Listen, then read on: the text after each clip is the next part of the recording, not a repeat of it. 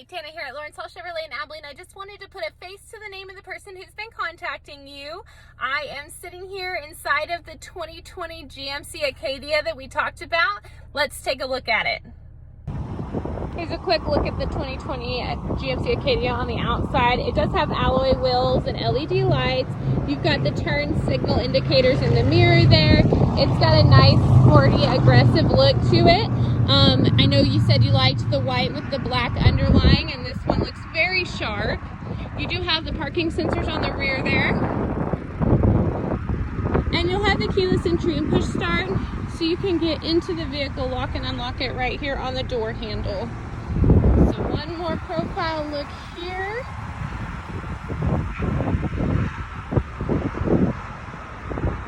And now let's go inside. Inside of the vehicle, you're going to see on your driver's door, you have an automatic up-down one-touch driver window.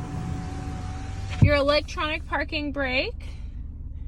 Coming across the steering wheel, you have your cruise control on the right side.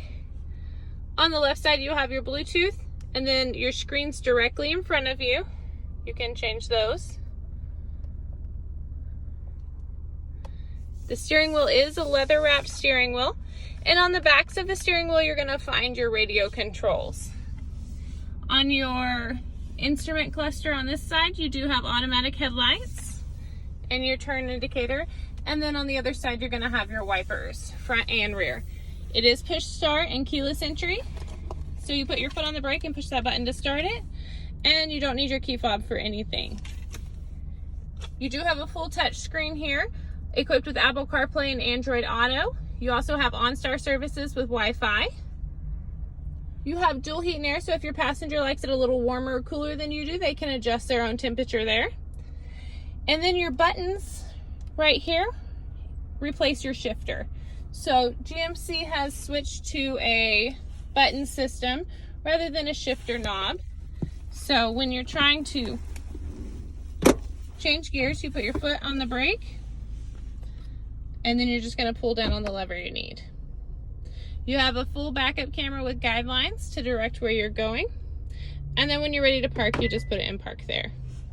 Underneath here, you're going to find a USB port, USB port, and a regular power outlet. Your USB port is going to do a faster charge. So if you have one of the new charging cables, you can just plug it in there for a faster charge. You do have the auto start stop in here. What that's going to do is when the vehicle is at a complete stop, it's going to shut the engine down until you hit the gas to go. There's nothing you need to do.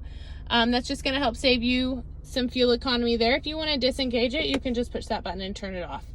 The next button is your vehicle stability control or traction control. You want to leave that on at all times. It'll keep your vehicle going in a forward motion if the wheels begin to slip on ice or water or other surfaces.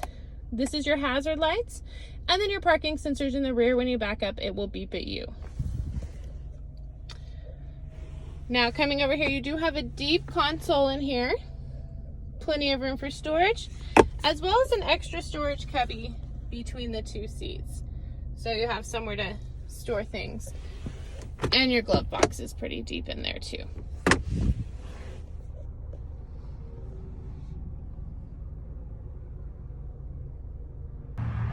Coming into the back seat, you have plenty of room, and as you can see here, these seats are set at two different settings. So these seats actually slide forward and back to increase legroom. If you need more room in the third row or more room in the second row, you can adjust those seatings.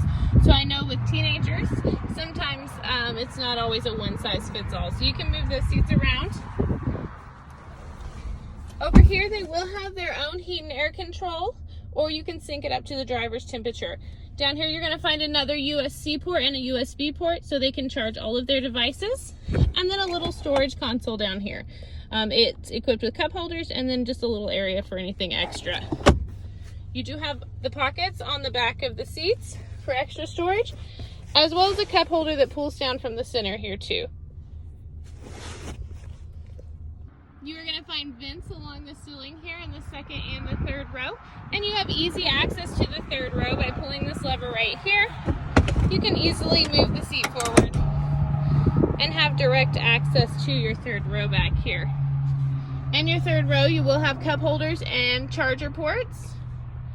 So everybody is comfortable, everybody has capabilities for their devices, and there's plenty of room for the whole family. Coming into the back, I know you mentioned towing, so there is an option to add a receiver there.